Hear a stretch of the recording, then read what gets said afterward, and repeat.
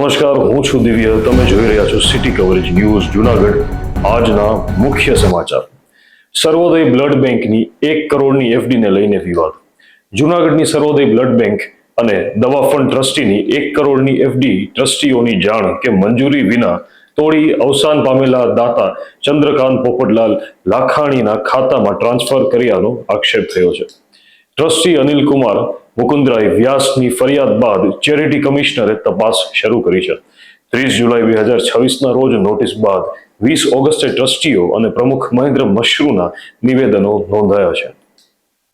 વિસાવદરને 51 કરોડ 72 લાખ કરોડની 100 બેડની હોસ્પિટલ.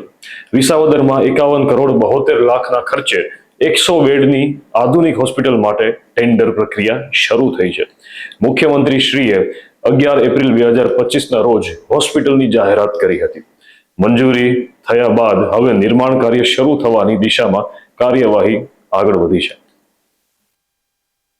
બોરવાવ ગીરમાં લેઉવા પટેલ સમાજનું મહાસંમેલન. તાલાલાના બોરવાવ ગીર ગામે નગરપાલિકા પ્રમુખ ભૂપતભાઈ હીરપરાના અધ્યક્ષસ્થાને લેઉવા પટેલ સમાજનું મહાસંમેલન યોજાયું. મોટી સંખ્યામાં સમાજના અગ્રણીઓ અને યુવાનો ઉપસ્થિત રહ્યા હતા. પરિવારોમાં વિખવાદ ઉભો કરી કિંમતી જમીન પડાવી લેવા સક્રિય વગદાર લોકોથી જાગૃત રહેવા સંદેશ અપાયો હતો. જૂનાગઢ મહાનગરપાલિકાની સ્થાયી સમિતિમાં મહત્વના નિર્ણયો. ચેરપર્સન પલ્લવીબેન ઠાકરના અધ્યક્ષસ્થાને મળેલી બેઠકમાં ફાયર વિભાગના વાહનોને 38,87,000ના ખર્ચે જીપીએસથી સજ્જ કરવાનો નિર્ણય લેવાયો છે. મધુરમ હોકસ ઝોનમાં પ્રાકૃતિક ખેત પેદાશો માટે 5 થડા રિઝર્વ રહેશે. 2183 કિયોસ્ક પોલ પર જાહેરાત બોર્ડ માટે 3 વર્ષના ટેન્ડરને મંજૂરી મળી છે. 12 ફિક્સ વેતન કર્મચારીઓની સેવા મુદતમાં 6 મહિનાનો વધારો કરાયો છે. જૂનાગઢ સંગ્રહાલયની તાજ મંઝિલનું 22 ઓગસ્ટે લોકાર્પણ. જૂનાગઢ સંગ્રહાલયની નવસર્જિત તાજ મંઝિલનું 22 ઓગસ્ટ 2026ના રોજ લોકાર્પણ થશે. 2 કરોડ 14 લાખના ખર્ચે નવી ગેલેરીઓ તૈયાર કરાઈ છે. મંત્રી કૌશિકભાઈ વેકરિયા, રાજ્ય કક્ષાના મંત્રી રાજેશભાઈ ચુડાસમા, સાંસદ મેયર ધર્મેશભાઈ પોશિયા અને ધારાસભ્ય સંજય કોરડિયા સહિત મહાનુભાવો હાજર રહેશે. બોગસ CCC સર્ટિફિકેટથી 14 શિક્ષકોને ઉચ્ચતર પગાર.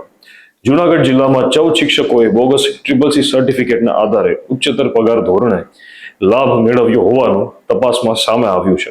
વધારાના પગાર ભથ્થાથી રકમ સરકારી તિજોરીમાં પરત જમા કરાવવા આદેશ થતા શિક્ષણ જગતમાં ખળબળાટ મચ્યો છે. રક્ષાબંધનને જૂનાગઢ દ્વારકા વચ્ચે ખાસ એસટી બસ. રક્ષાબંધનના દિવસે જૂનાગઢથી દ્વારકા માટે ખાસ એસટી બસ દોડશે અને ઓનલાઈન બુકિંગ શરૂ થઈ ગયું છે. ભાવિકો વહેલી સવારે મંગળા આરતીના દર્શનનો લાભ લઈ શકશે. ટિકિટ 264 નક્કી કરાઈ છે. જલારામ મંદિરમાં કઢી ખીચડીના પ્રસાદ શરૂ. જલારામ મંદિરના અધૂરા નિર્માણ વચ્ચે ગુરુવારે પરંપરાગત કઢી ખીચડીનો પ્રસાદ શરૂ થશે. પ્રથમ ગુરુવારે 325થી વધુ ભક્તોએ મહાપ્રસાદ લીધો હતો.